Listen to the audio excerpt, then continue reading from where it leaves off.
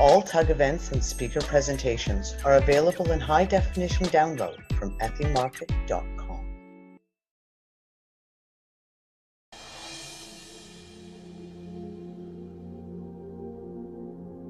Who are we? What are we? Why are we here? How did we get here? When did we begin? In the beginning there was nothing, and then out of the darkness of nothing there was a singularity that was light, and that light expanded to become all. Are we beings created of earth and clay? Were we created by a benevolent God of ancient origin? Were we created in a lab and set loose upon the earth as experiments, as slaves, as beings of light? Our history lies buried in the sands of the past. It is hidden by time, blurred by those who would seek to create a history that they can control.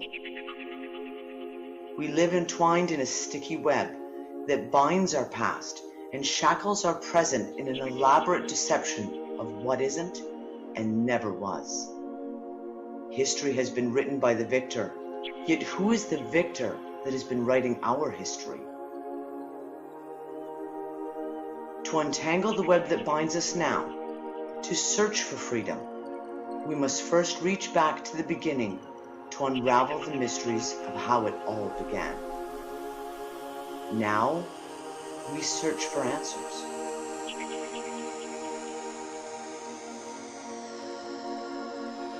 Origins. So it begins at the Untangled Gathering.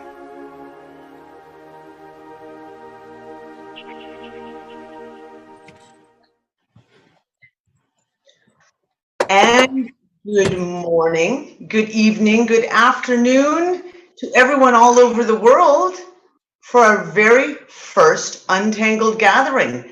Today, we launch the Origins Conference, and we have an incredible lineup of speakers coming to you live from all over this blue marble that we call home.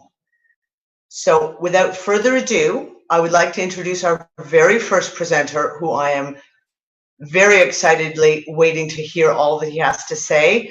We have Colin Hayter, who will be live from Australia with Lisa Harrison to talk about the Gosford glyphs and a whole different perspective of history compared to what we were taught in school. So please, I'd like to welcome Colin and Lisa. Hi, Dee. Hello, my love. Colin, how are you doing? Click your video button. There is Colin. It is so awesome to meet you, Colin. And I have a whole household lined up in front of another computer ready to watch this because we're all very excited. Colin's muted still. Oh, Colin needs to be unmuted. And I will see everyone else in a little bit. Bye. Bye for now.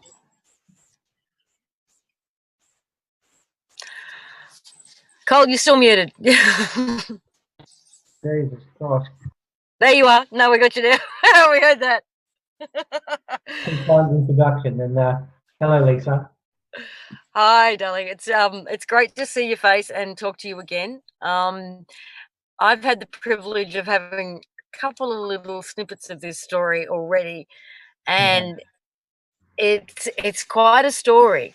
But I love how you came to this and how this story is unfolding from you and not from academia and not from, the experts. And, for those who are familiar at all with the glyphs, you'll know that it's been a controversy and a fight for some time. Yes. Firstly, pleased to announce and let everybody know that the site has now been saved. It is a safe site now. It can't be developed.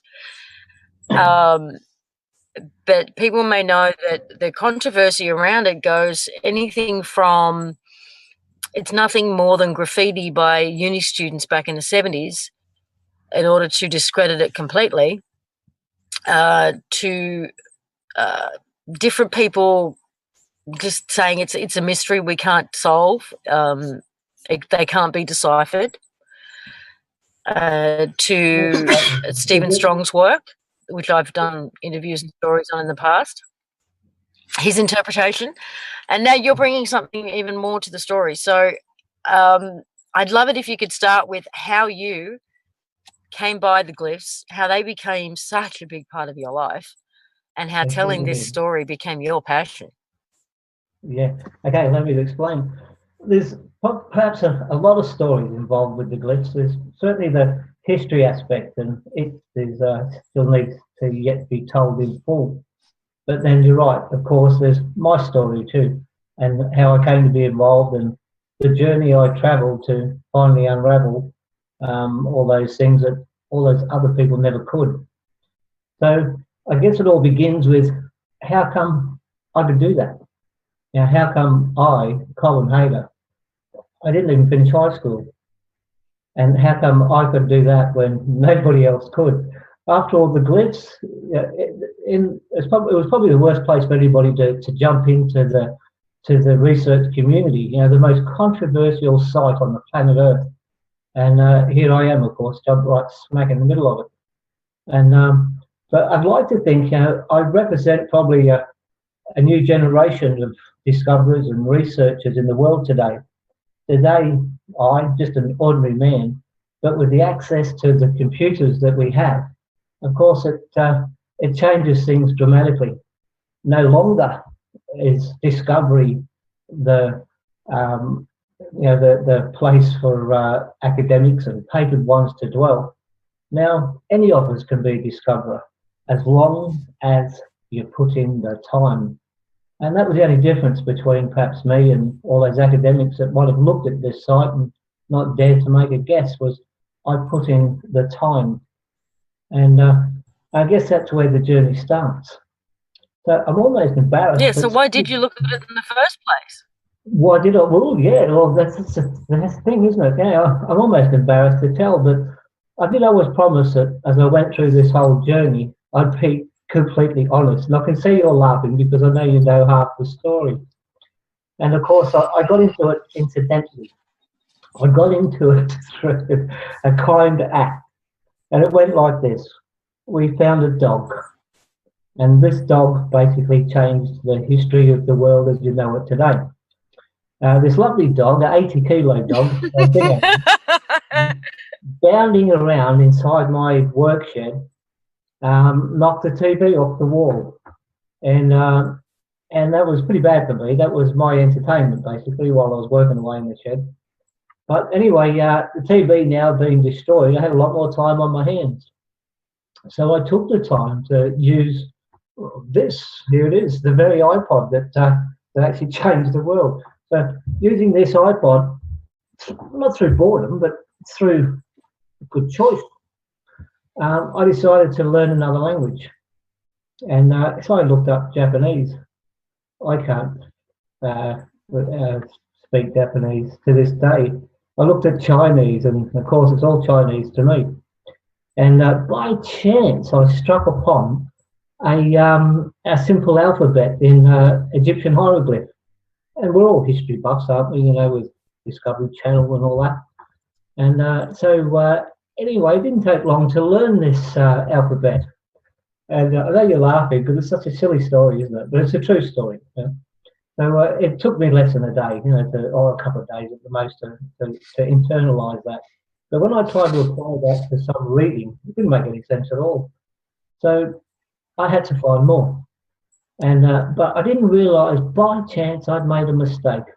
Or perhaps not a mistake, but I'd picked by chance the hardest language on earth. I picked Proto-Egyptian, circa 3,500 BC. And of course, this language isn't taught in universities or It's not the first thing that people come to. Not at all. It's not the first thing that people come to when they decide to learn a second language. Oh, well, it looked easy. Yeah, Proto-Egyptian, that sounds like... Yeah, at first, yeah.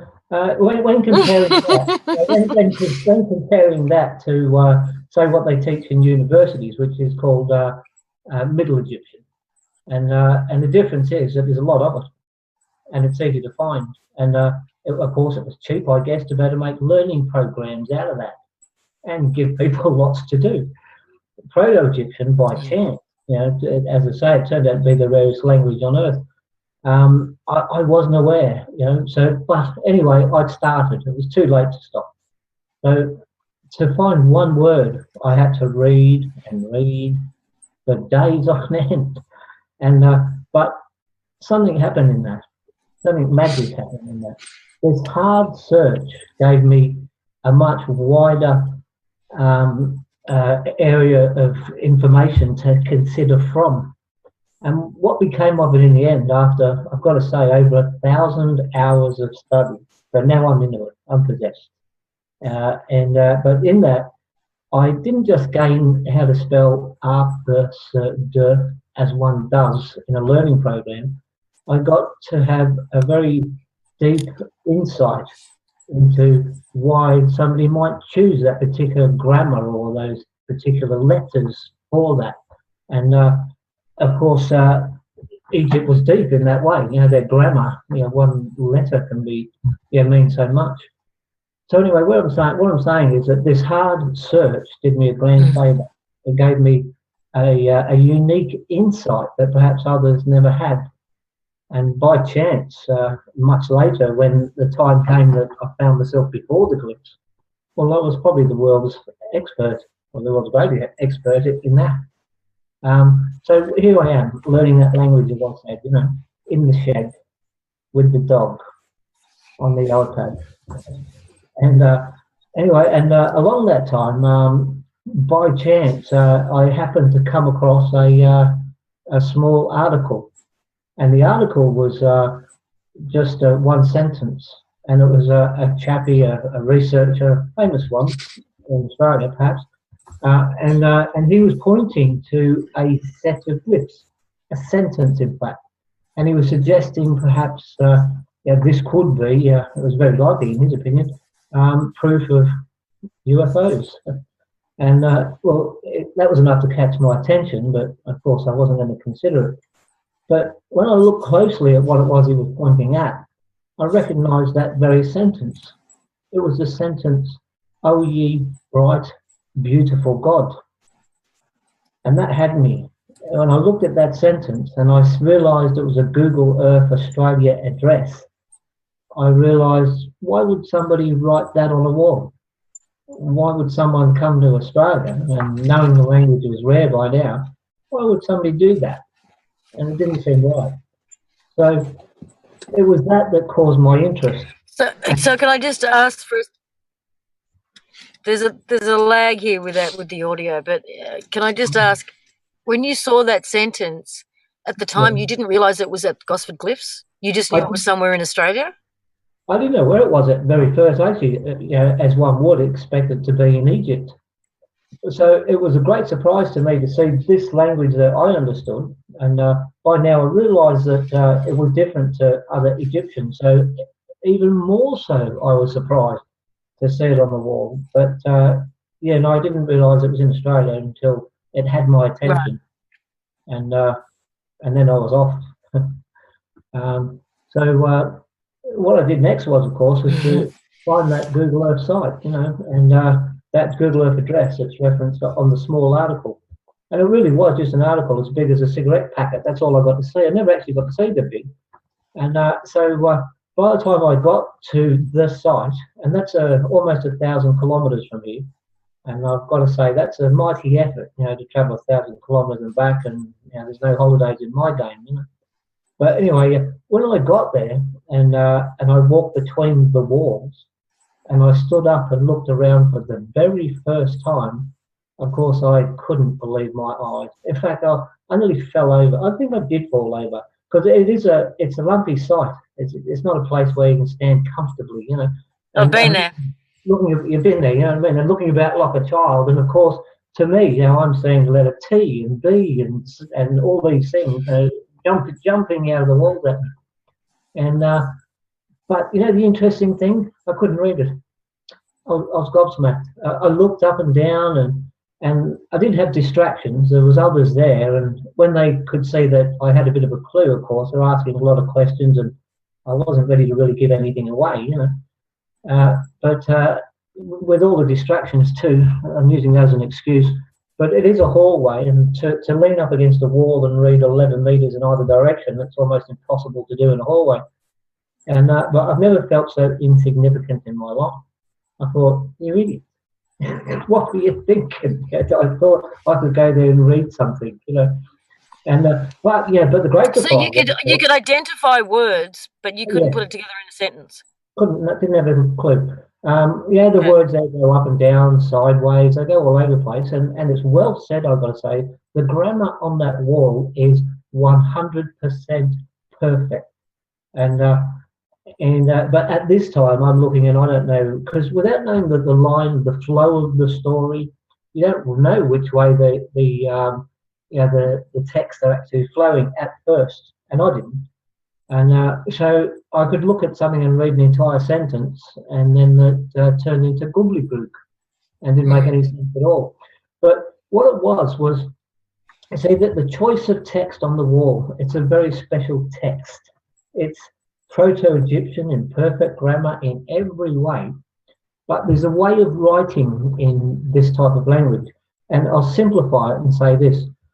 For example, if I wrote a sentence, each word can be written using just one glyph or text. So we would call an entire word written from one text, say, a singular text or singular glyph.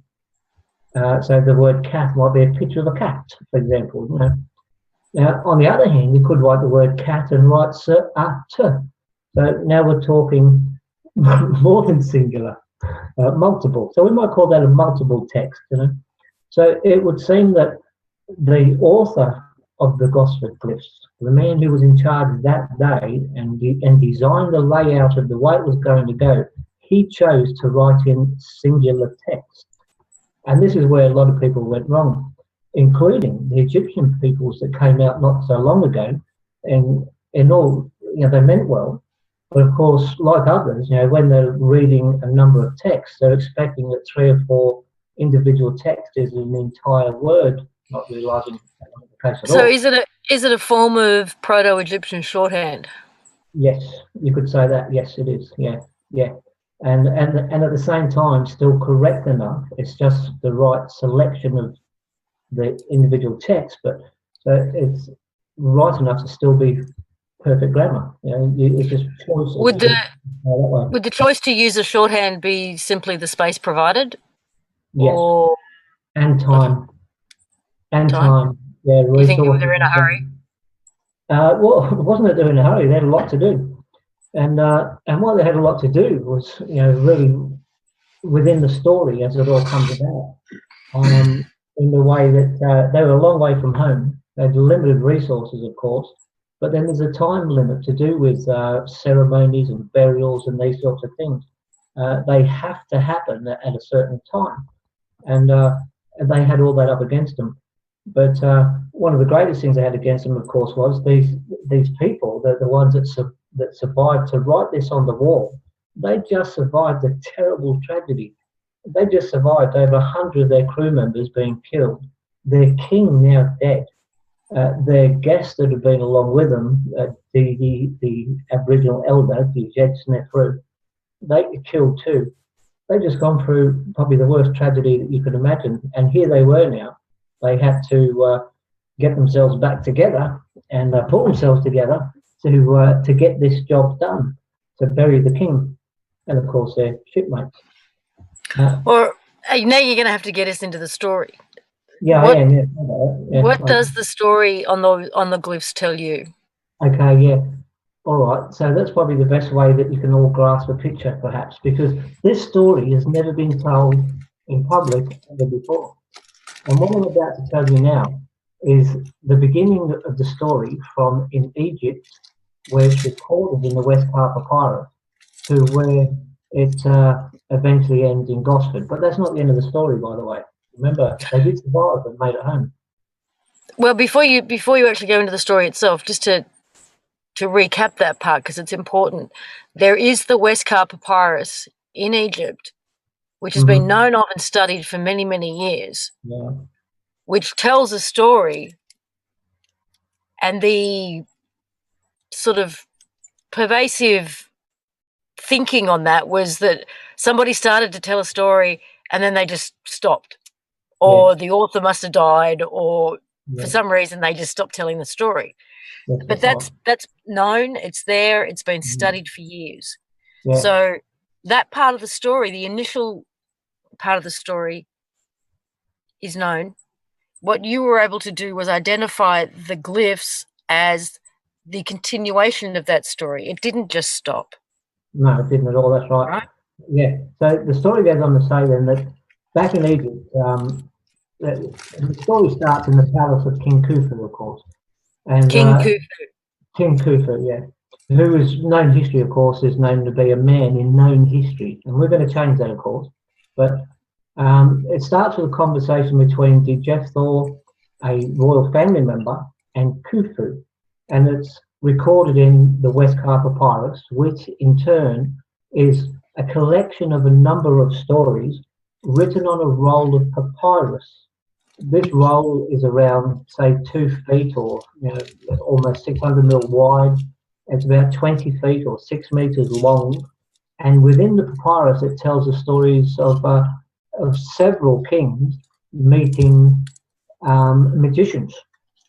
And of course, this story, Didi and Didi the magician, or Didi meets Khufu, is one of those stories. And so it would seem the Westcar Papyrus plays a very big, important part in the glyphs.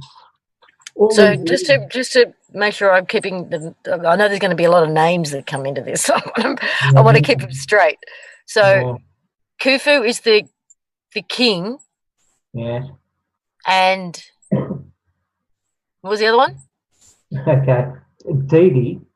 Didi, D-E-D-I, is a magician. Magician, yeah. So in the Westcar Papyrus, he's known as Didi the magician. So what I'm about to explain now is the story of Didi the magician and Khufu the king when they meet.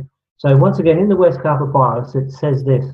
It says that Djefthor was talking, a family member was talking to Khufu in the palace, and he suggested to King Khufu that there was a magician in the land of Djed Snefru who could do miracles and knew the wisdoms of those who had passed. In fact, he knew the numbers of the chambers of Thoth. What that really means, I guess, is something to do with the design of God's house.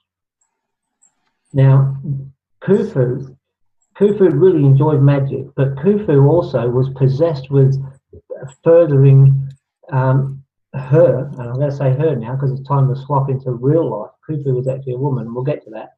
But she was infatuated with improving her chances of her afterlife. And so knowing that Didi knew some answers to where God's house was, Khufu asked Djefthor to go to the land of Djed Snefru and bring Didi back so Khufu could talk to Didi. As recorded in the Westcar Papyrus, Djefthor prepared 2 boats and headed off to the land of Djed Snefru.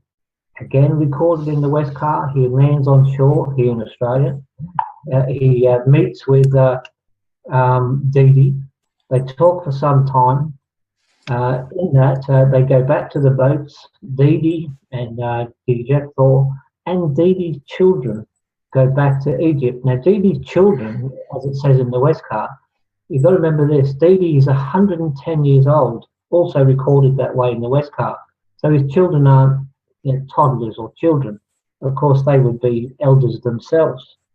But Didi had requested, sure, I'll come to Egypt to see your king. In fact, I met your grandfather, Snefru, twice. This is recorded in the Westcar. This is what Didi said. And but so I will go meet your king. can I bring my So children? he met Khufu's grandfather. Yes. Yeah. No, Jephthah's grandfather. So Oh, it's Khufu's Jephthah's. father. Yeah. Snefru. And later you'll find it's actually recorded at the Gosford Glyphs that Snefru came there twice before. And so a lot of things in this are recorded in the Westcar, and there they are on the walls at Gosford as well. And So are we talking that Didi was hundreds of years old? 110. 110.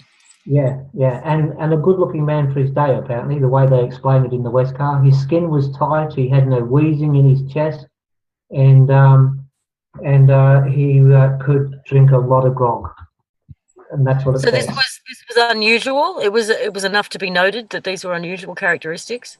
Well, it was noted, and that's unusual in itself. So I guess it must have been unusual for them to want to even note it. Yeah, but it comes up a lot. And so anyway, so Jephthah, as I say, him and Didi's children, they went back to Egypt, and next it records that they land there, and Didi goes to meet Khufu. And again, it goes on to record that Didi did some tricks for Khufu, which impressed him, or impressed her a great deal. I should say him, because in the Westcar, that's how they tell it, isn't it? But impressed the king a great deal. And then Khufu said those magic, fateful words. He said to Didi, "You know where the house of Thoth is, don't you?" And the house of Thoth, of course, is the house of God to Egyptians. And Didi said, "Yes, I do." And amongst a great deal of other talk about some other things, but not to go on all night about it, they hatch a plot. And the plot is to go and look for the house of Thoth, so that Khufu, could copy the numbers of the chambers of Thoth into her house on the horizon. Now, the house on the horizon, of course, and right now a lot of historians and archaeologists, their ears would have just popped up. That's the name of the pyramid of Cheops. That is its name. Of course, Cheops was given to it by the Greeks, who came hundreds and hundreds of years later. It was the house on the horizon, Khufu's house on the horizon. Now, once again, the Westcar records that Khufu wanted to see the chambers of Thoth to copy some of those things into her house of the horizon. Now, I wonder now, looking back, did they do that in the end? Is that what we see inside that pyramid, and that's why it's so different to all the others inside? Makes you wonder. But anyway, in the Westcar, again, they set off. And now, all of a sudden, the Westcar, that's where it cuts off, just finishes. And running alongside it, of course, is all those other stories, which some of those just finished too. And this has been the mystery since the Westcar papyrus was found and first translated in the 1800s, is what happened to the other end of the papyrus? Why didn't it carry on? Did the paper just fall off? And it was assumed it was, because it is just paper after all. But it would seem that wasn't the case at all. It would seem that the plot thickens, and there was a reason. So the papyrus ends with them devising a plan. Yeah, to get in the boat. That's right. And on a particular date, they planned to go, and the date was to do with the tides and so on, or the shmoo season. So I think it was the second week of the shmoo season, or something like that. They were going to leave, and the papyrus just shut off. So all these years since the papyrus was first translated, it's been called the Holy Grail of literature, to work out all those many stories. And keep in mind, as I said, there's about 5 or more. Are those stories about actual fact, or are they about fiction? It's never been known. It's never argued that the Westcar wasn't an artifact. It is, of course. But it's still never been known if the stories were about truth or fiction. So when many people around the world become a professor in history or literature or archaeology, often the most taken on work for their theses is the Westcar papyrus. And in that, they will show their learning of what they have learned to get their professorship. And of course, they all did. But they never worked out what the Westcar papyrus actually was, or where the other end was. Or was it about truth, or was it about fiction? And so this became the holy grail of literature, to work that out. And of course, nobody ever did. And until, of course, I got the dog. And the rest is history. So it went like this. I mentioned earlier, because that's where we were going with this, wasn't it? Was how did it come about? So I used the Westcar Papyrus as one of those tools to learn the language. You remember I mentioned that I had to look hard to find every letter, every word, because it's just not written in a learning program. Of course, the Westcar Papyrus has been translated 1,000 times, 10,000 times. Everybody who did that PhD wanted to do that. So it's been translated so many times. It was easy to find it written in English, French, Italian, and I understand some of those languages too, of course. And it's been translated in those languages so many times, it was easy to use as a tool to learn the that I was trying to accomplish in the first place. So once again, when I came across the glyphs, this is what made me perhaps the world's expert on the day, was the fact that it wasn't just that I had a clue what some of the letters meant, was I learned it from the Westcar, and this was the other end of the Westcar. The difference was, and why I didn't recognise it straight away, was the Westcar was written, as we see it, a long time after Cooper's time. It was written about 500 years later, in fact. But it's not 4,581 years old, as the story is. The Westcar is about 4,500 years old. And you can imagine how much English has changed just in this last 500 years. Of course, Egyptian hieroglyphs were exactly the same. So when I read the Westcar, I'm looking at perhaps 3/4 proto to half, and then you start to see the early parts of Middle Egyptian coming into it. And so that had made it, again, so you can see how hard this language is to learn, But the Westcar, once again, even though I knew it was written in the... Can I ask if it would be like, Shakespearean English and then sort of mixing in a bit of modern day English and trying to make that flow? Very much so, yeah, just like that, yeah. Okay. I feel like knocking out some ye old English for you, but I probably wouldn't. Best not. So anyway, so it was that, previous enlightenment, knowing the Westcar as I did, that helped me a great deal. And so where am I going with that? Well, so you go to the glyphs, you see the same language, the same structure, and the same story, the same characters. Yeah. The characters, yeah, of course. The characters were the clue. See, the names on the wall there in cartouches and so on, and another in a sec-tech, which is just a square. Of course, it's easy to read. And there's only one way to say them, because you can't change a royal cartouche. There's a number of, that's another thing, but you can't really, so it was obvious anyway. So yeah, one of the most obvious things that hit me that started to bring it to light were those character names. But even then, I was so excited, I didn't see the connection either at first. So how it all really, how the eureka moment came about was this, that I think about 2 months had passed of me trying to research the photos I brought back that day and the film I brought back. But I've got to say, trying to put 11 meters by 3 meters high of text together from just individual little photos, it was impossible. No matter how hard I tried, you couldn't grasp the flow of the language, and you needed the grasp to the flow, to understand. So really the breakthrough came when I did this. One day I bought 2 packets of chalk, and I went to the local shopping centre called the Pine Shopping Centre here in Elanora on the Gold Coast. And the Pine Shopping Centre was closed, and they'd left the lights on this night, very handy for me. So I went there and I recreated the glyphs on the floor in the car park.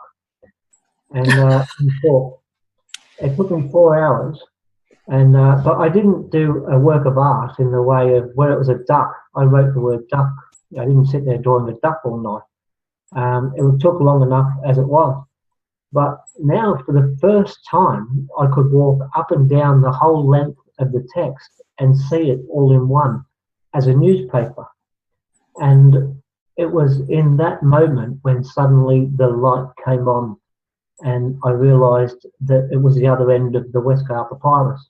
And I started all over again by walking to the beginning of the text, reading to myself the Westcar Papyrus, and where it cut off, I just carried on. And of course, it was that beautiful flow of a nice piece of literature, a nice story from one end to the other. And then we had it, you know. So what does that wall tell you? Oh yeah, of course. Okay. So what it tells me then is Didi and Khufu set off. They got this far, and the first thing the wall says is bad news. That's how the whole story starts. You know, it doesn't say once upon a time or, you know, ye great, wonderful, this or that. The very first thing at eye level it says is bad news. And one of the earliest texts that I did understand, so I knew straight from the start, this is bad news. You know, nothing to celebrate here. And anyway, so it says this. It says bad news. It says, Dejethor came here across the sea to collect Didi, to take him to meet Khufu in Egypt. Next, it goes on to say that it goes into telling the story about the tragedy very quickly. In fact, it immediately goes on to say that we here at this place will, along with Didi, his children, and Khufu, and 100 others, 100 of the bravest, the most efficient, the brightest Egyptians, eternal in this place with Ptah. That means they're dead. Ptah, of course, being a god, the protector god of the dead. And Ptah lives in the underworld. He's a good guy, but he protects you when you're dead. But I realised what I was reading was it had gone from saying that Dejethor came here to get Didi, and it quickly developed into a funerary wall. And it was actually suggesting that... what? Sorry, can you say that again? A funerary wall is what it became very quickly. Yeah. So, but in its journey, again, I wish I had my pictures in front of me. Oh no, we can't really do that. You can get them. We can do that. But so the Westcar says that, I'm going to mess this name up. Dejethor came to Australia, collected Didi and his children. They went back to Egypt, spent time with Khufu. Long time. Then with Khufu as well, they all set back to come back to Australia. They got this far. They did land. Yes, looking for the House of Thoth. Looking for the House of Thoth, and then something tragic happened. It did. They were caught in a storm. And on the wall there, it uses the word... Vicky, in the background, can you bring up the pictures, please? Yeah, so on the wall, it brings up the word chaos. And it's a funny thing for them, the way it's written on the wall. I mentioned Dejethor was very particular about his choice of text, and he was good at that. On the wall, it starts to tell that there was a storm, and then it says the word chaos. But the Egyptians didn't use the word chaos very often at all. It was reserved for only a few things. In fact, I think it's only ever been seen probably 3 or 4 times in thousands of years on Egyptian walls. It was really reserved. But at Gothic, they wrote the word chaos in the most bold, chaotic manner. In fact, they said chaos like that, and meaning something. And what it was this: that a storm came up. The ships, and you might have heard this from one translation, almost got this part right, that with great effort they turned around, but it was too late. The 2 ships turned upside down, and then it goes on to explain that 100 plus Khufu plus Didi were killed, and now they're buried there in that spot, protected by Ptah. So, like I say, did they get to the House of Thoth before they were killed? It says on the wall, with great effort we turned around. But was that on the way there or on the way back? I still don't know. I'd like to know. I guess a good look at the Pyramid of Cheops, the house on the horizon, would tell us that. What I'm just explaining now then is on what we call the Eastern Wall. There's two walls there at Carryong at Gosford, like a hallway. One's commonly called the Eastern Wall, one behind is the West. And so what I just read to you then was from the Eastern Can Wall. I just say something? Yep. Sorry, you've got control of your screen. If you want to try the screen share to show the pictures, Biggie doesn't have it anymore. All right. Okay then. Yeah, if you think you can handle this, so we've got the green share button bottom. Right. Okay, we'll try and get that. So in that light, this particular wall, the East Wall, really tells the story about who is there and what happened. And then when we turn around to face the wall behind us, or the Western Wall, then this breaks into a funerary wall and tells a great deal about how they were prepared and what they did with them, and so on. Trying to get these pictures up for you. Yep. And what have we got? Oh, all right. All Yep. right. So when I click on one of these things, we're going to get something, are we? Well, you should All do. right. I can see your computers, your desktop, Okay. with all your photos. Okay, so what does this do for us? Nothing.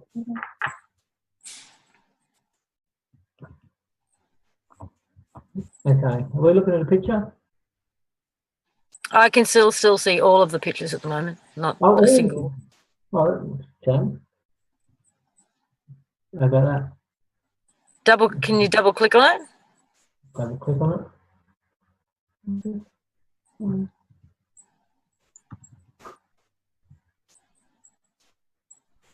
No luck? Well, is it opened on your screen? Yeah, it is. Okay. I might just have to talk my way through this instead. That might just be a real lag in the screen sharing. Move the window away from the shared application. Yeah, so, all right. So getting away from the pictures then, I guess I'll try and explain it as I go. So some of the things then that, that come out of this, the story. So still going on with the story, okay? Because it's hard to just explain the story of what it says without explaining the rest. Along the way, this is what happens, is that when it first starts with bad news and goes on to talk about that the Jethor came here and so on to get Dee Dee, immediately beneath that is one large glyph, and it's famous as far as the Gosford glyphs go, and it's the glyph that many people look at, and the first thing that comes to their mind is Anubis. And you probably know that too, Lisa. Yeah.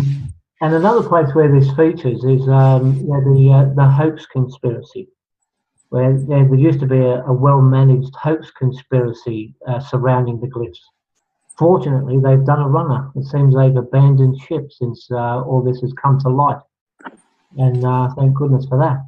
But in there, is that the one that centers around it being uni students back in the 70s, or a different? Well, that was one of the things they used. Yeah, they flogged that one hard, it was such a well-managed conspiracy that they actually produced videos and information, and they look authentic, and when they explain it on the internet, I almost believed it too. And but anyway, this Anubis glyph, it was one of those where they suggested that there was a picture taken in the 70s and another one taken some years later, and that somebody had altered the years and so on. And, sorry, Colin, I'm going to interrupt you again just because it's been brought to my attention. Thank you, John. After you click the screen share, it says you have a choice, but you might have selected that file browser instead of the actual desktop. Because if you're seeing your computer, the single photo up on your desktop, then that's not the screen that's been selected. So just select desktop. Desktop. Right. So stop sharing and restart resharing or something like that.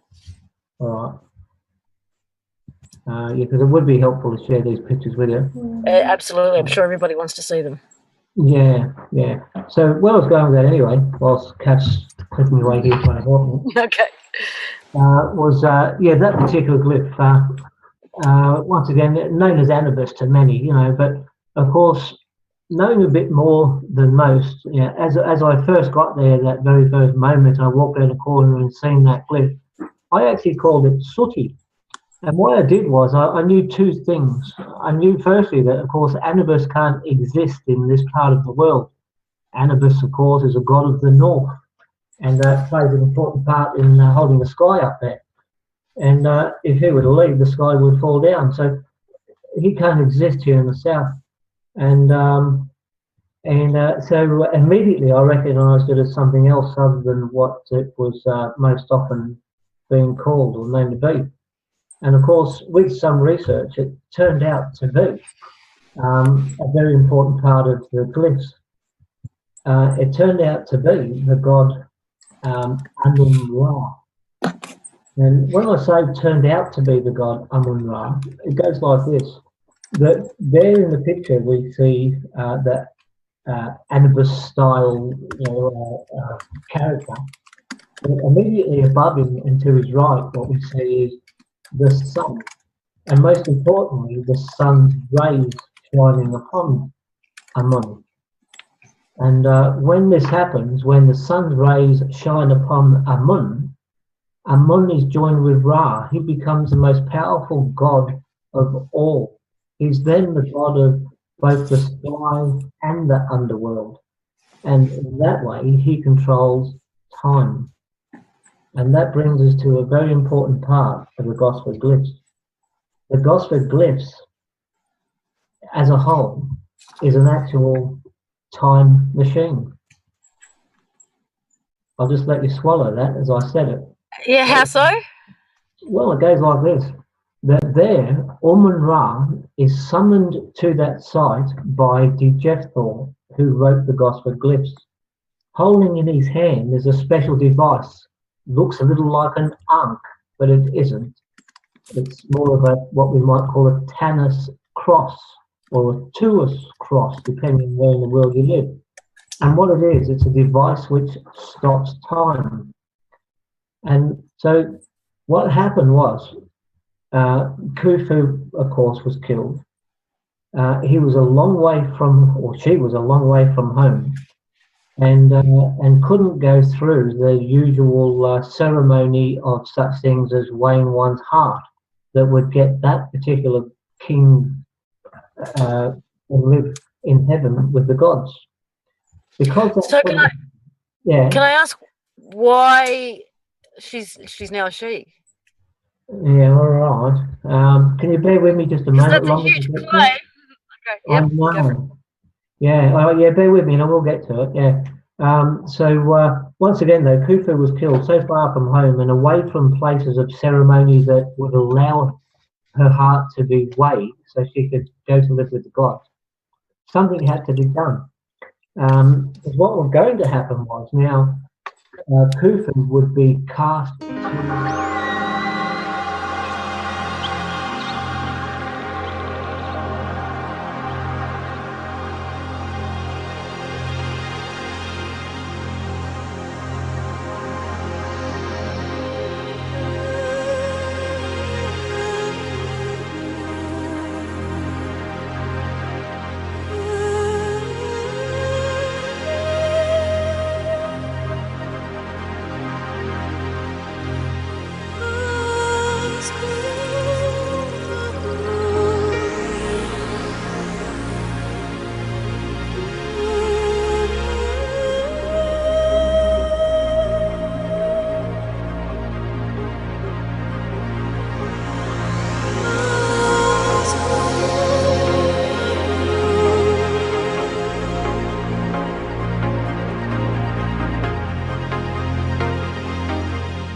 Okay, guys, are we back?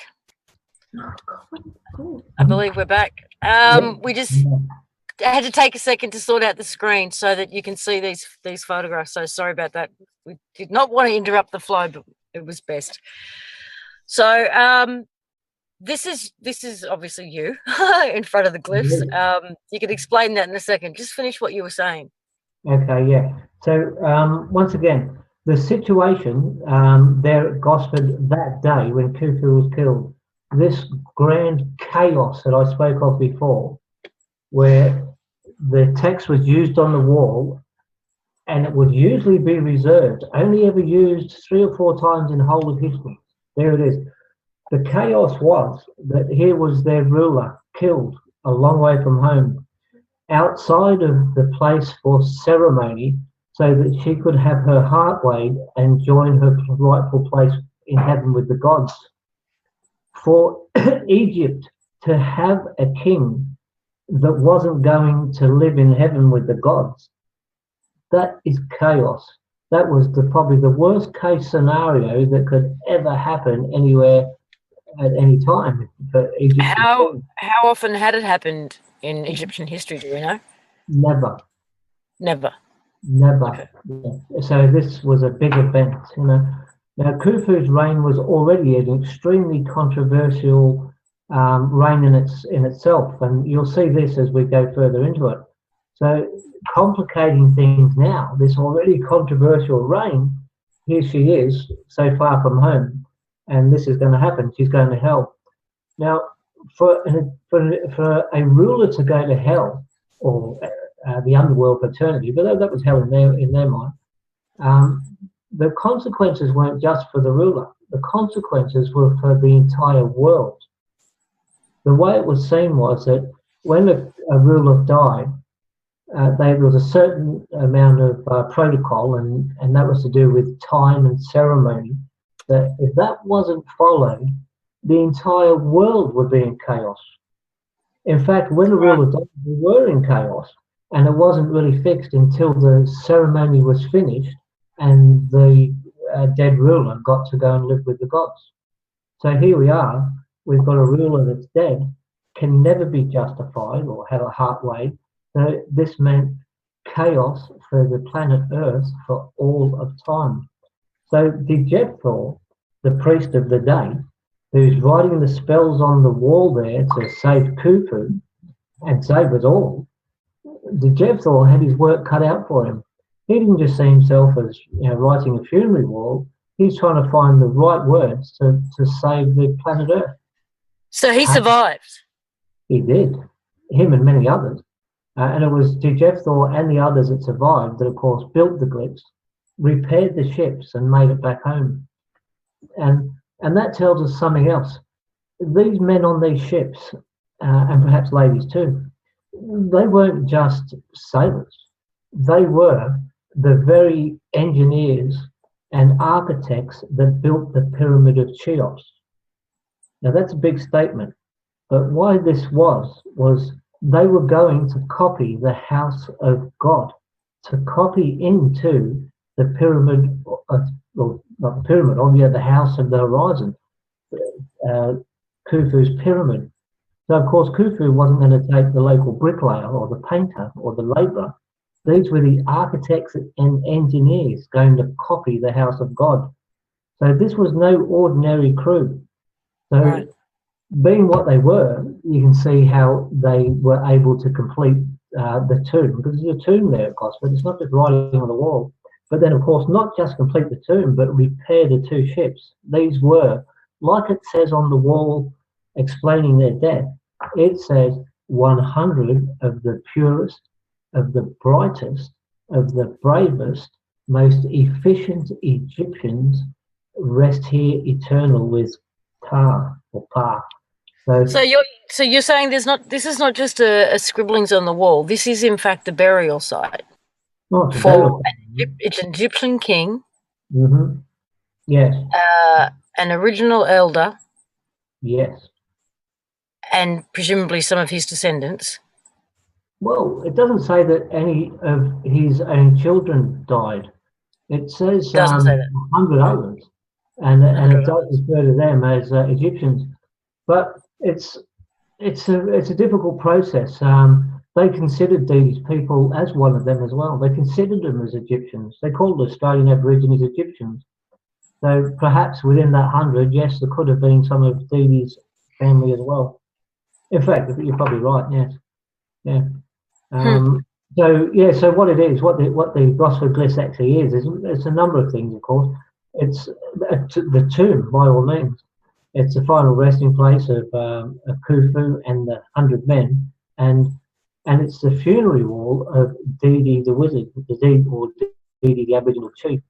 I always thought that Didi was actually buried there, but new information has come to light since that time that he might not be buried there. Certainly mentioned on the walls in the funerary text and so on. He was killed there, but it turns out Didi may well be buried somewhere else, and we'll come to that a little later. How am I going? Am I on track here, or am I? Yeah, we're an hour into it. We've got another hour to go. That went fast, didn't it? So this little picture you see here now, can you see that picture there? Me smiling, of course. Oh yes, you're looking very happy. Yeah, it's becoming a famous picture, this one. It's one of my favourites, in fact. And I haven't got many favourite pictures of me, but it's not about me, it's about what's behind me. And of course, in this picture, this is the very second that I mentioned earlier when the light came on. Holding the camera there is a 15-year-old boy, a journalist cadet, his first day on the job. And this was basically his first picture. And he just happened to snap the camera at the very moment when I realised I'm looking at singular text.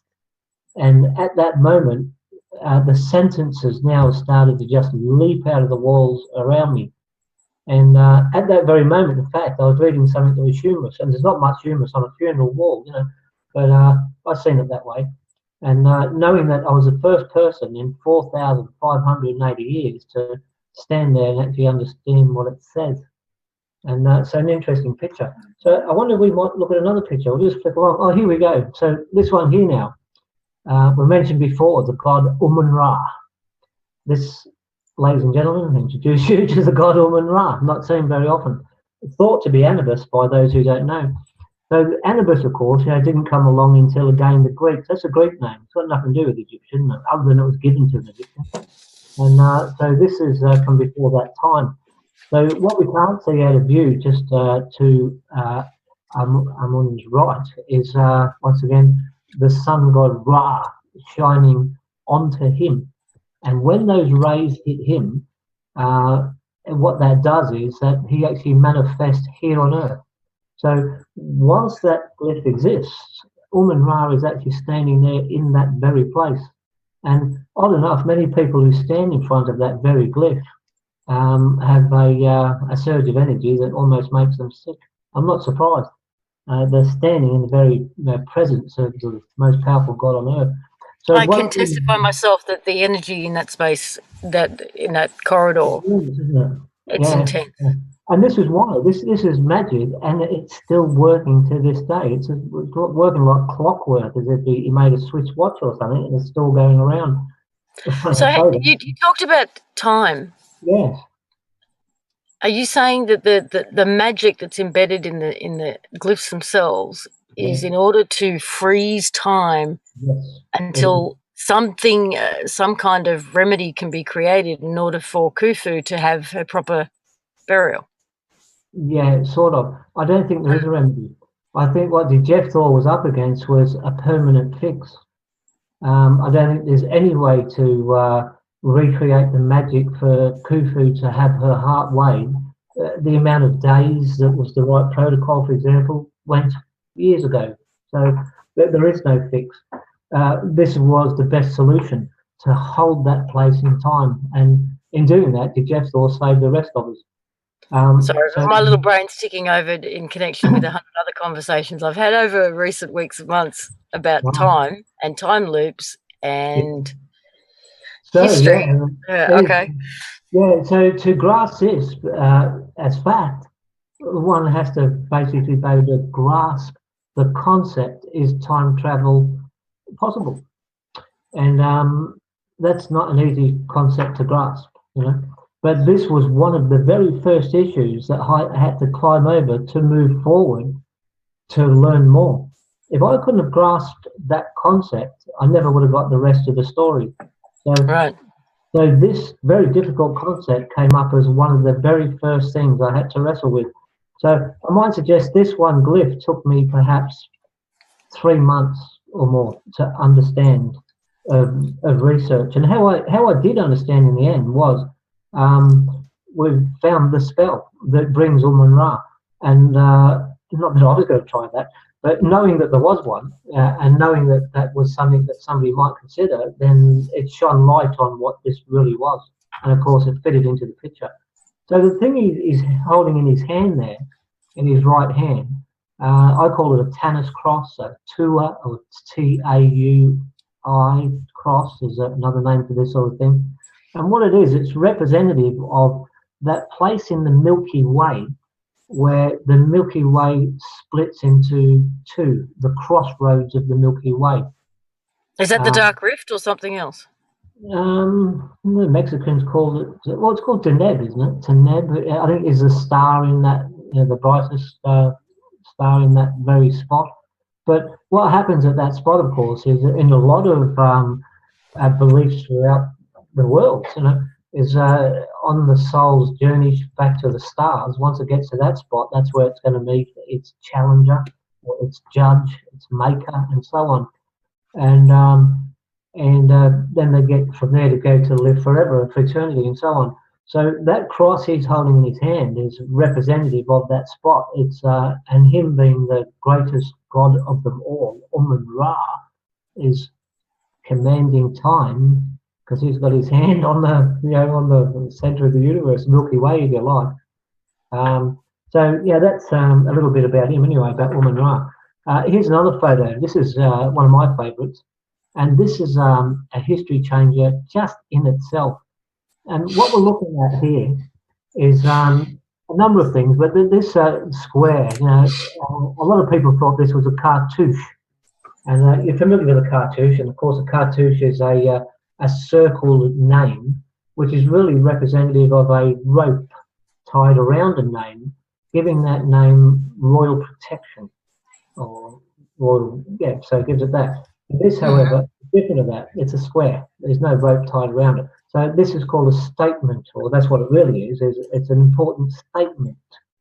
And what we're looking at here is it's doing a number of things. It's giving us the name of somebody who's not a ruler, so once again, not in a cartouche, and at the same time it's giving us an address of a place and a great deal of other things at the same time. So if I might just quickly read this from the left side, where we see those three scratchings alongside that leg with a pimple on it. And from there it reads up. And once I get to the top of that, you can see like a little caterpillar thing there with wings. That's one sentence. And that one sentence there reads this. It says, all of us gathered here in this place, part of Egypt. The foot meaning this place. That little pimple hanging off the foot, it's a pyramid in fact, is suggesting part of Egypt. So once again, all of us, we gathered in this place. But next we see a bowl with a little circle, and this is representative of the moon god. Above it we can see a hash. The couple of lines there crossing each other. This is short for Thoth, and as used in Dijeth, Thor in his name, and so on. So far we're reading all of us in this place, part of Egypt, the place of the moon god Thoth. Above it again now we see like a little jug, and then a hand, and above that a caterpillar with wings. And the jug, of course, what that really means is a place for. And so this is what it's suggesting here. The hand is part of a name. It's Dijed or Didi. And above it, the little caterpillar there we see with wings is a dual text. And you remember earlier we talked about singular text and multiple text. This is a dual text. There's two glyphs in one. We've got the little caterpillar looking thing, and then what seems like a set of lips or like a kiss. Can you see that there on the top of that? So now when I read from bottom to top, it says this: we all here gathered in this place, part of Egypt, of the moon god Thoth, the place for Didi and his people. That's what that little caterpillar is. It's actually the word Hawin, but that's Dee's people. That's his name. Makes So it plural. Yeah, Dee's people. And you remember they mentioned too about his people before being taken to Egypt. So now the box itself, what it reads is that's Dee's name. And really what it's saying this, it's saying his name, Dijed Snefru. But then it repeats itself, and this is why it's got the box around it. So you see that the hand, so it says, again for D. So it starts there with Dijed Snefru. But then the box says, repeat, so it says Dijed Snefru from Dijed Snefru. But there's that foot again, the leg, meaning this place. So this says Dijed Snefru from this place. So it's naming and giving an address. But really interestingly, above it, can you see that? There's a little circle and a duck. And of course, the symbol there is stork for Egyptian, similar to the stork of what's used for a ruler, but not quite. And so what we're seeing here is this is the child of Ra symbol, known history. It says that the child of Ra symbol, of course, only appears over a royal ruler of Egypt, and of course came in De Jeffrey's time, a long, long time after this. But here it is in Australia, displayed over an Australian Aboriginal chief and elder. So once again, now, if I read from the bottom, it says, all of us gathered in this place, part of Egypt, the place of the moon god Thoth, the place for Didi and his people, child of Ra, an Egyptian, Dijed Snefru, from the land of Dijed Snefru. That's what that entire thing says. Now, I just said then, child of Ra, Egyptian. Didi was an Aboriginal. And why did they call him an Egyptian? Well, it was like this. They loved him, and they loved Australia, and they had for a long time. In fact, it was King Snefru, Khufu's father, who gave this place his name, the name of Australia, and he called it after himself. He called this place, as we see here on that in the square, he called it Dijed Snefru. Almost forgot the name of Australia then. He called it after Dijed, or Didi, and put his own name on it, Snefru. Now, he did this a lot. Snefru was quite a sailor in his day. As a king, he made a lot of contacts with new lands and new leaders, and he did this. When he found a country that shared and he loved and so on, he gave it his name. Like a cartouche putting the rope around the name to give it royal protection, the same thing. Snefru gave his name to the country, adding to its name, and that gave it the protection of Egypt. So Australia. So Didi was not just a magician from here. He was somebody important enough, according to an Egyptian king, to have the country called after him. Yes, yeah. Just still in that same pic, almost out of sight, you can just see one glyph there with a couple of strokes above it, and it's actually a sitting fellow, and this is the word chief in Egyptian. So here where it goes on talking about Dijed Snefru from Dijed Snefru, it goes on to say the chief. So he was considered the chief, and of course his own people today, his own descendants, the First Nation people of Australia, having recognised Didi from the photos and things we have, they too call him the chief, or a chief. He was known to be the chief of the bird tribes on the east coast of Australia. So he was a very important man. The bird tribes? Yes. Yeah, that's interesting too. Isn't it? Yeah. And where I'm going with that is, once again, this is how important or how close already the ties were between Egypt and Australia, was that Didi himself, an Australian Aboriginal, was called a child of Ra. And the child of Ra, of course, later, as we know, was reserved for only royal rulers in Egypt. And but this is, once again, just how they've seen Australians. And why they say indeed he was a child of Ra, it wasn't through his own efforts or deeds, it was through heritage. They seen Australia as, once again, the land of Thoth. This is where the moon set when you're looking at it from Egypt. And of course, it's the first place that...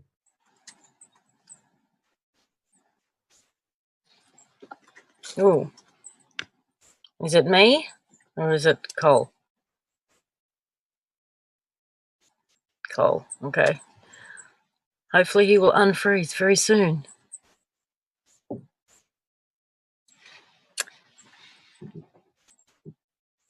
I hope we don't lose him because this is fascinating.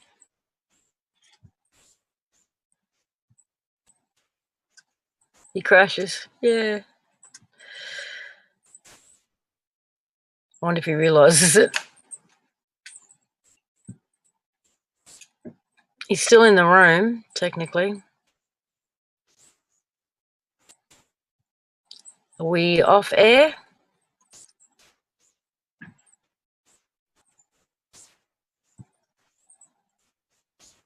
Still on air. Okay. Well, I don't know if Biggie can go to a quick little break while we try to sort this out. Have you got anything you can run for us in the background there while I try and get a hold of him?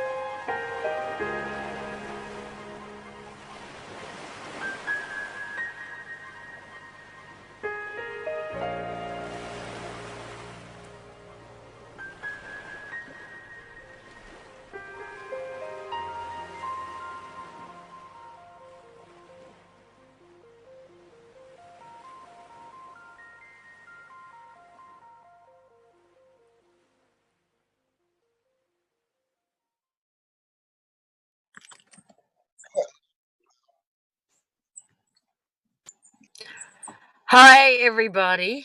Ah, you're back. That's awesome. We were we were scared there for a second. Can you hear me? And you can hear me and see me okay? Okay, you're back. I don't know what happened. We didn't touch anything. Okay, no, I know these things happen. Yeah. Now, can you remember where you left off? Because Dee and I have got, like, she's screaming in the background. She and I have got lots and lots of questions for you because this changes so much. And it may well explain a lot as well. So try and remember where you left off. Okay, so yes, I was looking at the pictures, weren't we? Of course, and neither got a clue. But I'll just break into anywhere I can. So once again, talking about Dejeb Thor, Dejeb Thor, who once again was the author of the glyphs, he a brilliant man. His genius is obvious there in his words, by his choice, certainly. It shows his knowledge of what he was capable of and what he could do. But Dejeb Thor was one of those who, of course, survived and made it back. And later, he went on to write other works of literature. He wrote one, in fact, called Your Embalmer is Your Best Friend. And it seems like an odd name for a piece of literature, But knowing what Dejethor had gone through here in Australia, he had to mummify his king with very little resources. And of course, 100 others, are not suggesting he mummified them. It says on the wall, in fact, he prepared them. But then, of course, he prepared Dee Dee, the Australian Aboriginal and elder. And so he went on to write the great work, Your Embalmer is Your Best Friend, from a slant that only I could understand. Knowing as I did what had happened here in Australia and what had gone on, when I read that, of course, I'm reading it through Jethor's own eyes. When anybody else in the world read it, of course, they're reading it as a set of instructions on how to embalm somebody. He wrote another one as well. And I think he wrote this other work between the two voyages, between the voyage of coming here to get Dee Dee and between coming back to bring Khufu to look for the House of Thoth. I think Dejethor seen the danger in this and didn't expect the return. And he wrote the famous work, An Ode to My Son.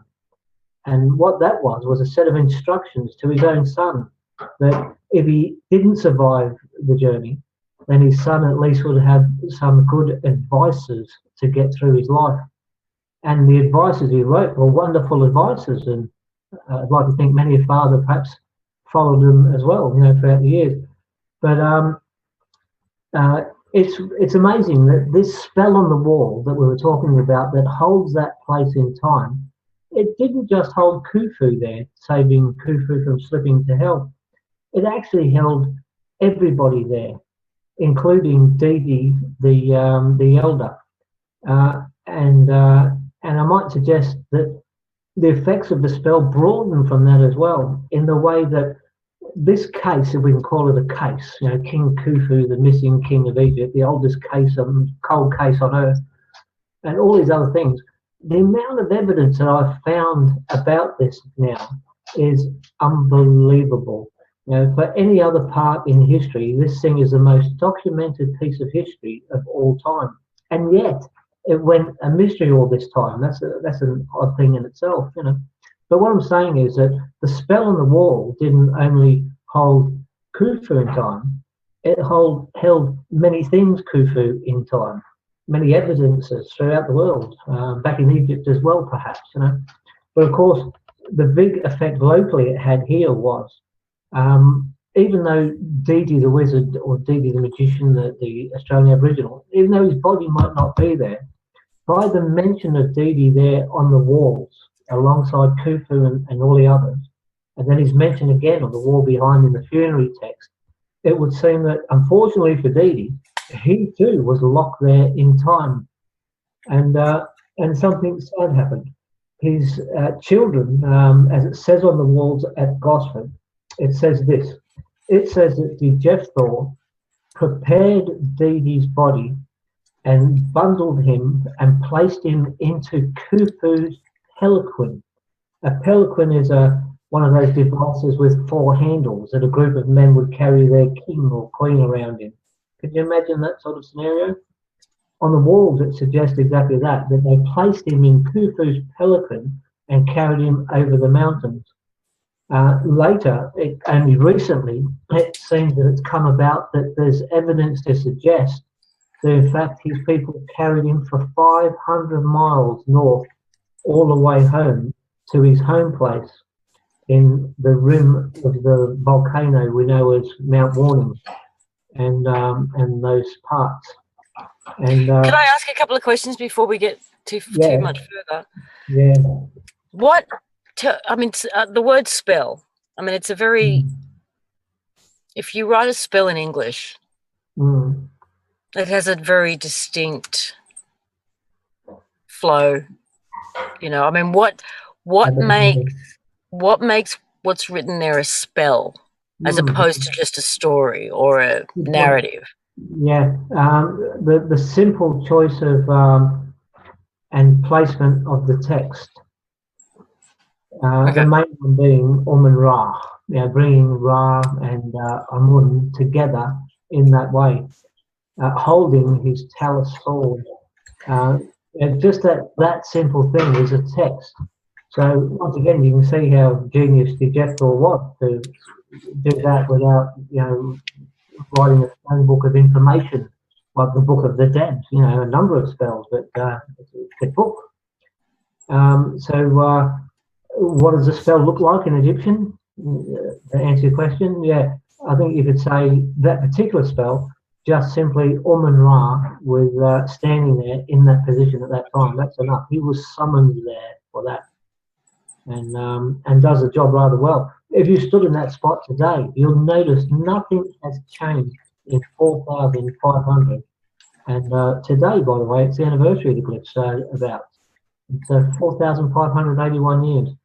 The date on the wall is, of course, recorded, and it's recorded by the choice of using the star or Venus just over the top of one of the ships as it's turned over in the storm. And I believe that it's suggesting that the date is around the 28th of June, and which is when Venus comes over the horizon in that spot. Also, that particular star, it's a 5-fingered star. Stars come in 6 fingers, 8 fingers, and they've all got different reasons for that.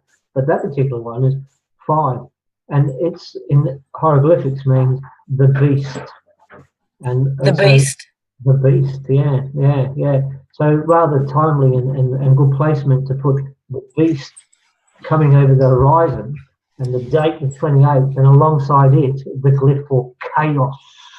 And of course, then the 2 ships turning over.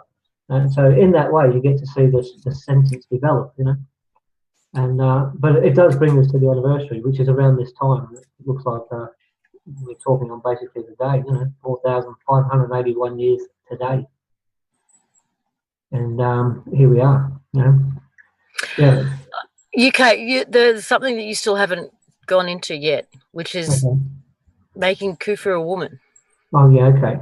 All right. So, in my reading of the glyphs, I couldn't find anything in there that said man.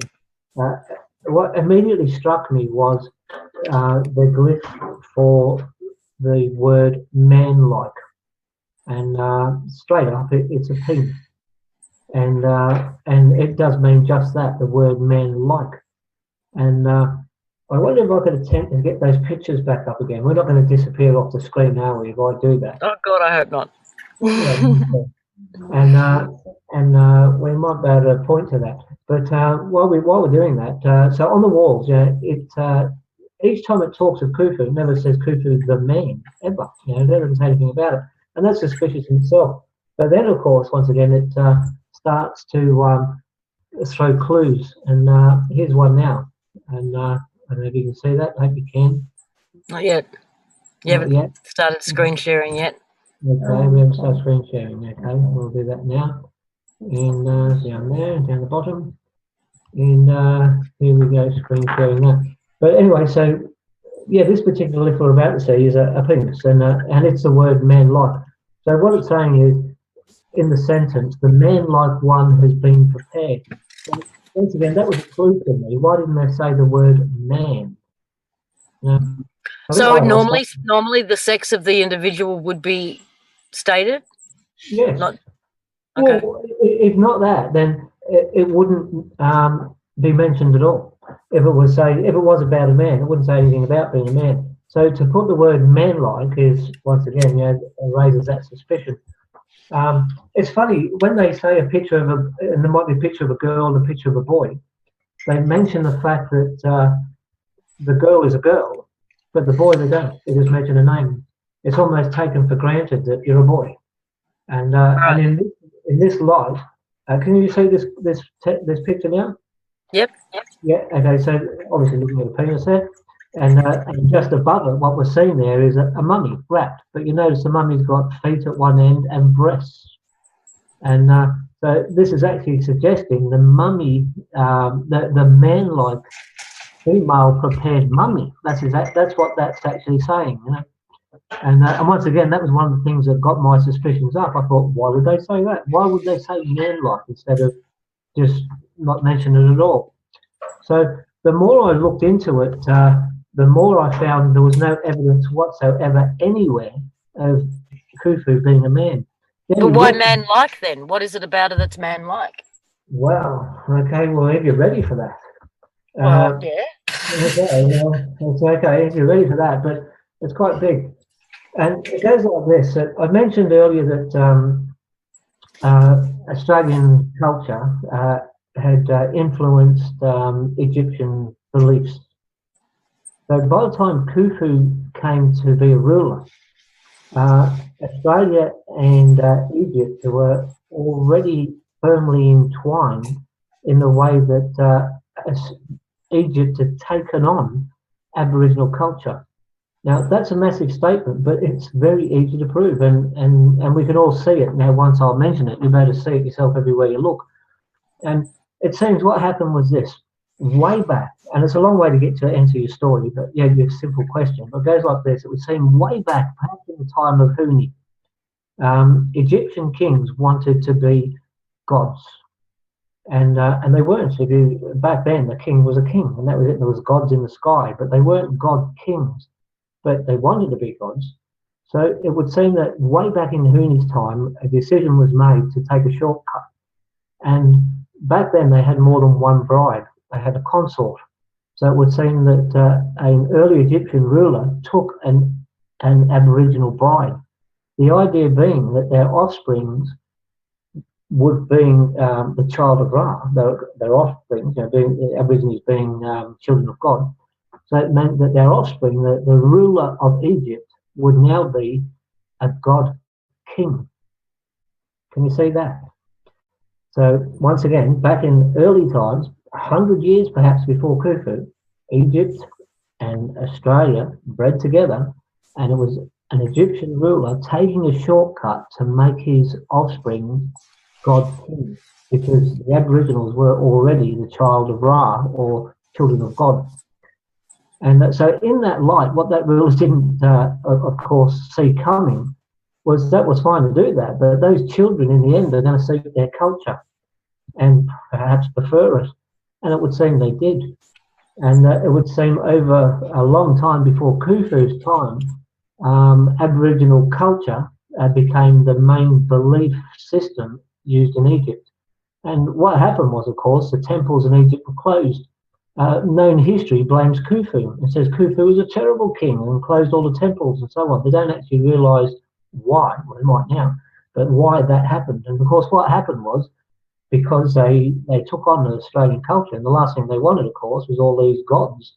There's only one God, basically, and the creator God. And so the temples were closed for that reason. So in that light, when following Aboriginal culture, of course, there's a lot of things involved in that. And of course, one of the things is the masculine and feminine to any songline of any place, event, or story, or reign, or any such thing. It would seem that for all things, there needs to be a masculine side and a feminine side. And that was never more important than in an Egyptian rule. The idea being that if all things were followed to law, L-O-R-E, as you know, and the song lines are kept intact, what would happen would be that the ruler would have a successful reign that would only bring positive to the land. And something happened to interfere with that. And what happened was, it would seem King Snefru, Khufu's dad, died quite early. He died when Khufu was just a child. And Khufu was too young to be able to take the reins. So Khufu's mother instead took over until the child had grown. When the time came that that Khufu did take rule, then this happened. She was a queen. She wasn't married. There was no king. Her mother before her had taken the rule on her behalf. That was the second queen. So there was no masculine. There was no masculine and female balance to the Egyptian rule. And that would bring a negative results or negative outcomes to the time of her reign. So to make up for that and try and still fit in with culture and lore and songlines and so on, they called Khufu a man in text. Khufu did get to live to be a woman and have children and a husband and so on, but still they kept up this pseudo identity in text and in ceremony to hold in truth with Aboriginal culture of masculine and feminine. And this is why Khufu was called a man, not a girl. Man like one. I told you it was deep. You're able to grasp some of that. But have you basically surmised all of that based on just her being referred to as man-like? That was the clue that started me off, and Okay. but that was, and then further research as I got into a course and more clues developed and more and more and more. Well, I Eventually, suppose the discovery of a husband and children would add to that. that's right. What if I click on this there now? I can get another picture, can't I? So I'm going to just try for one more. Let's see.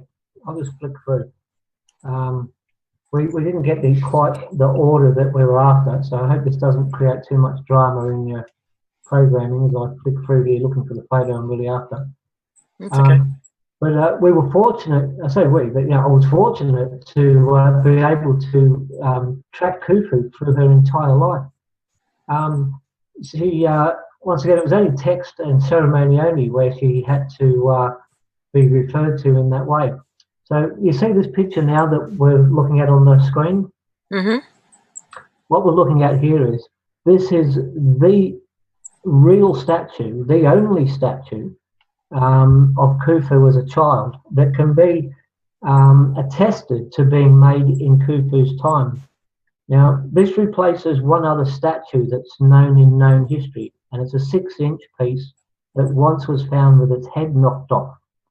It was discovered in the rubble of a tomb from the 26th dynasty, and it's been attested as the only statue there is of King Khufu, when in fact that's an untruth. Of course it's not. It was made hundreds and hundreds of years after Khufu, and not being found in a place that can be attested to being from the time of Khufu. Of course, it's an untruth to say that it is. So what we're looking at here is this statue. This is an actual statue that comes from the time of Khufu. And where I found this is to find clues, I had to look in the graves of those who had passed away before Khufu had. And why I did was everything Khufu was destroyed, and we'll get to that too in time, but everything was destroyed, all records, all statues and edifices and texts. So the only surviving evidences were in people's graves who had already died. And those evidences and clues were kept safe for the whole time and survived antiquity. So this is one. So this one, for example, this statue was found in the tomb of Sineb's wife. Sineb is that little fellow you see sitting there, a powerful man. He was the overseer for the children of Khufu. I mentioned before that Snefu passed away early. Somebody had to bring these children up, and the mother was looking after the throne. So this man and the lady alongside him, his wife, they were the two that brought Khufu and his brother and her brother up. And, so they became like adopted parents to them. They did, yes.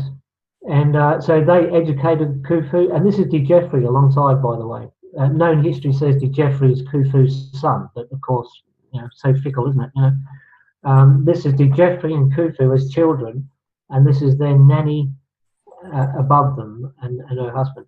So on the text on the wall there, I can read that, of course, like a newspaper, and anybody can. You can see that that's alongside the whiter skinned young girl. That's the cartouche of Khufu that we see. With the young boy just to the right there, another common one, and not hard to look up, anybody can. That's the cartouche of De Geoffrey. And so once again, this is the statue found from a time that can be attested to Khufu's actual time. So this is a real thing. And of course, this shows Khufu as a girl. Right. The statue, hundreds of years later, shows Khufu You can't really tell if it's a girl or a boy.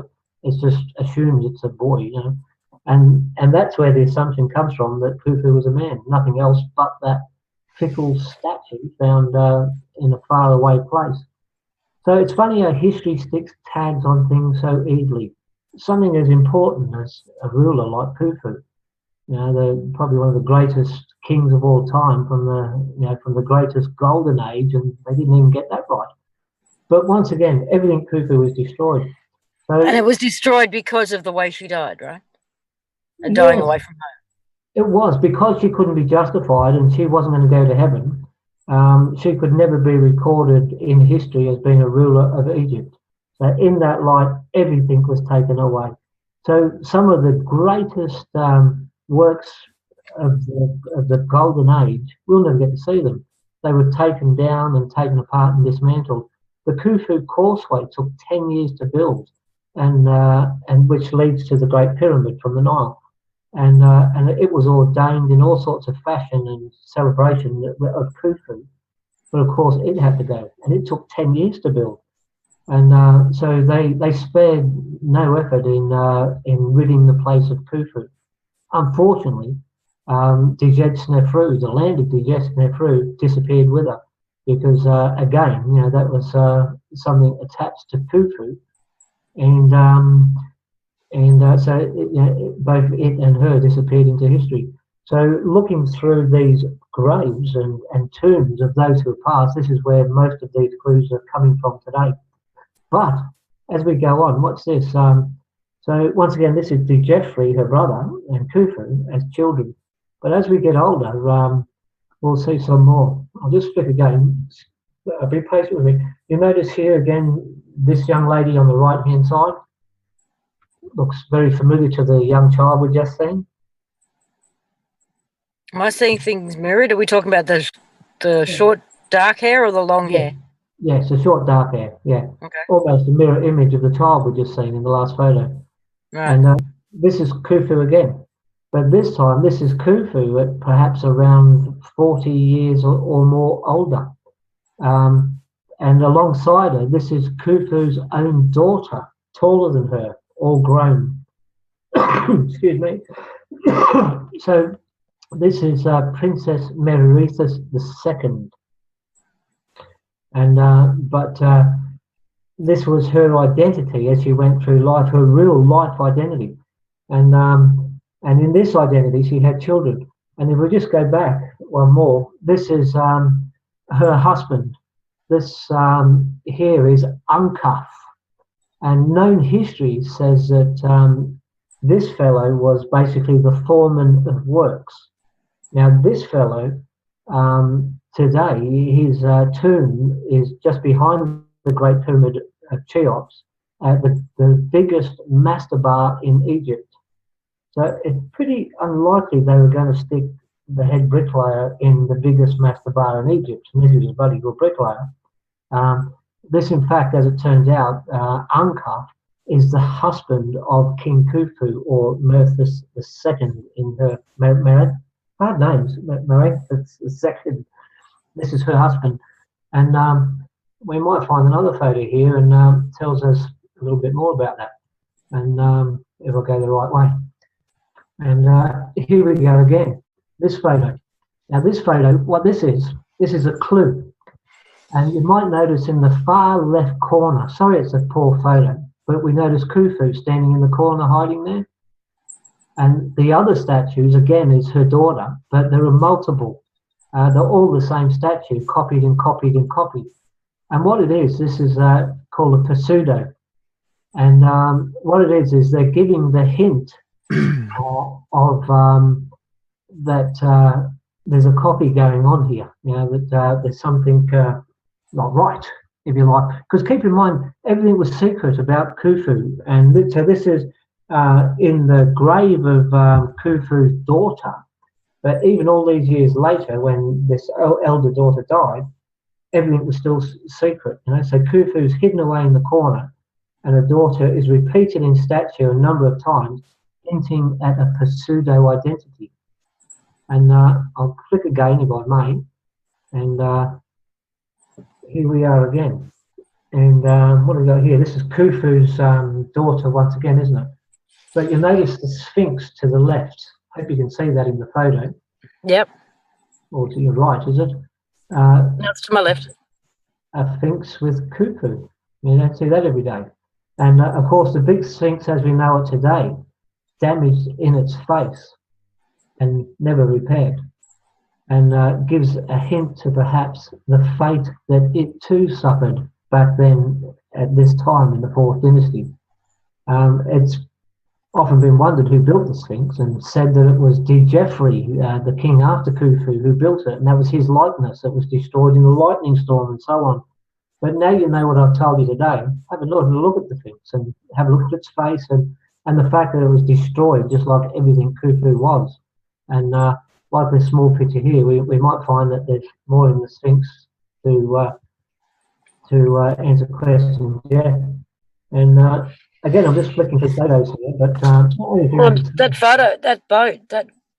Yeah, we're about to come back to that, and that's a pretty important boat. That's the you'll find that that's the boat that they actually arrived on. But what I was looking for was something else. But let's just stop on this one for a moment. This one's amazing. We're talking about finding clues now in tombs of those who have passed before. And this here is, well, let me introduce you. This is Didi, the chief and elder of the bird tribes of the east coast of Australia in 4,581 years ago. This is him. So this image here comes from the wall also of Seneb's wife's tomb. And what it was Seneb and his wife, of course, were very, very close to Khufu. They were almost like his mum and dad. They brought him up. And look, so at the time when Seneb's wife passed away, Didi, being a guest there in Egypt, was a very important man, and he attended the funeral of Khufu's dear friend.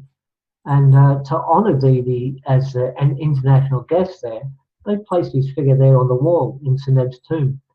And back in Egypt, they don't know what this is. They call this the mystery old man. And there he is in amongst what we usually see in an Egyptian ceremony text, is those fine, wonderful drawings of Egyptians doing their thing. And there's this guy smack in the middle of them all.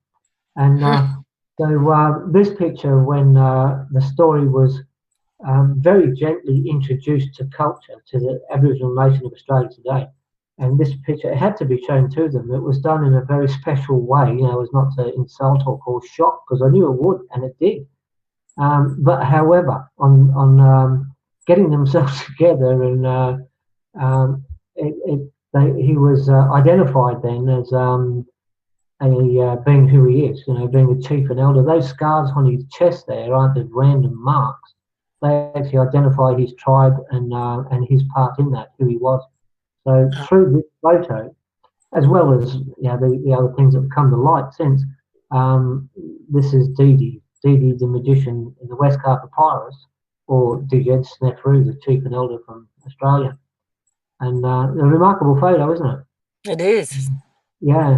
Those who see it for the first time, especially on a big screen, and if they of culture, it's quite a blow, and you really do have to prepare people to, look, before I turn this on, you really just prepare yourself. And so quite a shock. But so once again, this is the evidences coming out of looking through the tombs of those who passed. And here's Didi again now, and this is that same picture, but the total picture of him from head to foot. And I mentioned earlier he was 110 years old, and in the papyrus it talks of him walking with a stick, and of course Egyptian rulers and so on. You can imagine the walking stick they had. It would have been a collector's item today. And of course here's Didi with his stick. I have a stick just like that, by the way. I found not far from here in the forest, and you can imagine how I think of that. And geez, it looks like that one. But so he is at 110 years of age, and as you can see, a skinny, very skinny man. And so once again, that's from the tomb of Seneb. Well, here's something really special. I love this, and I'm getting off track now, but it doesn't matter. This is another thing, however, that was entombed. Now, what you're looking at here, this is a cartouche, a real one, but it's different in many ways. So this here is the name of Djeffri, the next king of Egypt after Khufu, and it's Mm-hmm. found here at the Gosford glyphs, placed alongside the cartouches of Snefru, Khufu, and then this one, Ratusis, which is the other name for Djeffri. So it's forming the three cartouches together form a lineage there on the wall, and offer some body to the story, in that, and some credibility. And but what's important about this, of course, is this glyph here is known as the rarest glyph on Earth, only ever found in one other place. And before I identified it here at the Gosford Glyphs. And of course, the other place that was only ever found was underneath the blocks of post and lintel concrete that were used to entomb the Khufu boat next to Khufu's empty grave in Egypt. And what happened was they were digging up the boat. This is after it was first found in 1954. Some years later, it was decided to remove the boat from the pit to have a look at it and perhaps build it, and they did. And but when they were doing that, they found this. So what we're looking at here in this pic, it looks like a piece of paper, but what this really is this is the bottom side of a stone block. And this stone block was picked up by a crane, along with a great many, over the Khufu boat pit, holding the Khufu boat. And so this glyph here was hidden under the earth for 4,580 years and wasn't seen until just recently. And here you'll notice the cartouche for Djeffri, or I should say Ratosis, is her Lensic name. This says Ratosis. So found here at Giza in this way, under this block, buried all them years. This is the only time that glyph's ever been seen ever before, until, of course, here it is on the walls at the Gosford glyphs, as I identified it that day on the 22nd of the 11th, 2014. So this glyph in itself, you can forget everything else to do with the Gosford glyphs. This glyph in itself is proof enough. This proves once and for all that place is very real. And so this is once again the Hellensic name of Djeffri. This is the name Ratosis, and he became the king after Khufu, and that's why he's placed on the wall where he is. Was he related to Khufu? I mean, did it go down a line or not? Yes, Khufu's brother. Yeah. So this Khufu's was brother. Yeah, and we go back in that photo where we were, and there he is. He's there he is. We've gone past him. Go back. There he is. That's him there, the little boy. And alongside him there, you'll see his cartouche there. That's his name, Djeffri. Just now we've seen his other name, because they had many names, like I'm Colin James Andrew Hayter. They too had many names. And so his other name is Ratusis. And there he is on the wall. Carl, we've only got a few minutes left. Really? Goodness me. We're going to have to follow this up. I know. We are going to have to follow this up at another time, because there's a lot more to this story that needs to be told. Yeah, we have scratched the surface. Because I want to get more into how, I mean, firstly, the technology to even travel here. What to travel? I mean, you've said that they've discovered boats, and they look like pretty basic, rickety. They do. So you have a look at the boat. Really? They travelled here with 100 people or more in boats like that? They did, yeah. And a moment ago we flashed by and we did see those boats. So here we go. I'll take you on board. And so what happened was the two. Does it say how long the journeys took? Is there any indication? Several months, I believe. So it took quite some time, and it's mentioned many times in Egypt in history as being a very, very dangerous voyage. So I'm surprised that they allowed a ruler to go on it, especially a girl one. When I say that, I mean only for the sake of being perhaps a little fragile and yet so important. But of course, Snefru came twice before, so the rulers took chances, But we can see this picture here now that's on the screen. Mm-hmm.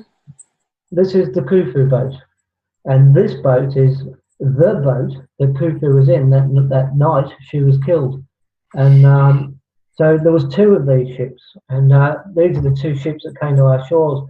And let's see if we can find a closer look at that. Here on the glyphs, it shows the boats quite clearly. So here, for example, this is one of the boats shown at the Gosford glyphs, shown upside down. Upside down. Yeah. And this is shown on the wall where it's suggesting chaos and the ships have turned upside down. But you'll notice the prow on the boat, how it's got a particular turn to it. It comes around and twists upside down almost. The prow on an Egyptian boat was made prominent and unique. And it was made that way so another could recognize it instantly on sight. Well, I assume that's what it was for. But they were all certainly unique to the next. And so this is one of the boats on the wall. Here's the second boat on the wall. And you'll notice its prow, as it comes up, has got this round ball on the end. It's very different. Yeah, so unique to the other. And but now, this one here, this shows above that first boat, this is the symbol for royal. So this means royal boat. So this glyph we're seeing is saying the royal boat is upside down. Yeah. And so identifying as a royal boat. Here it is again. Now, any minute now, we're going to see something else. There's a couple of nice boats there, and we will come back to that in a second, because this you'll find that's the same boat. Okay. What I'm really looking for is, because we're running out of time, and this picture thing isn't helping at all, is it? And yeah, bear with me. Minutes to go. All right, I'm not going to find the picture I'm looking for. I'm up against technical errors. Okay, it doesn't matter. I'll go back to that. So what it is anyway, this turns out to be the boat. This is how big they were. This is the Khufu boat. And this is built now. And you and I can walk on, well, we can't walk on it, they won't let us, but we could walk on that boat today. So it seems what happened was that, like the British, when Admiral Nelson was victorious at Trafalgar, although their leader was killed, they then preserved his boat. And you and I could go and walk on the Victory today, and I have. And so it would seem the Egyptians did the same. This very important matter drew them to preserve these boats. They flat packed them like a Bunnings kitchen cupboard, put them in the two boat pits, and buried them with the lintels that we've seen with the Ratusis cartouche above it. And they preserved them for all of time. And since, of course, this boat now in the 70s was rebuilt, and you can see it today. The Japanese are taking a big part in rebuilding the second one as we speak. And so, as you can see, these weren't just little boats; these are ships, and these things have certainly got more than the capability necessary to get here. This ship here, for example, is over 50 meters in size. I believe it's 57 meters. I think it's recorded. Oh wow! Okay. Captain Cook's Endeavour was 37. So you can imagine 20 meters longer than the Endeavour and 2 meters wider. So quite a seaworthy vessel. And Okay. yeah. Well, this, like I said, we're now down to like a minute, so we will have to talk about this more, because I want to go into more of the evidence that you suggest is there for us to see about the relationship between the two countries, the history, the shared culture, and beyond these two countries, and how it changes our view of our history in terms of us being not necessarily invading and warmongering and conquering people. Right. We worked together, we shared culture, we shared knowledge, we did, yeah. So I might best use these last seconds then to just express how great an influence Aboriginal culture had on not just the Egyptians, but all the beliefs of the world today. In every major belief, we see echoes of Aboriginal foundations, once you know them. It would seem that what happened in all this was the Egyptians knew of that first place where belief first started. When they came to Australia that first time, they came here looking for it, but they recognised their own religion that they were living, having already been separated from Australia for who knows, 10,000, 20,000 years, who knows. But they recognised it. They recognised their foundation. And Sorry, I'm so sorry, Cole, but we've got other speakers lined up and ready to go. We've got to make the switch. Okay, well, It's been an absolute fascinating pleasure. All right, we'll talk again. We will very soon. Thank you so much. Good night. Good night. Good night.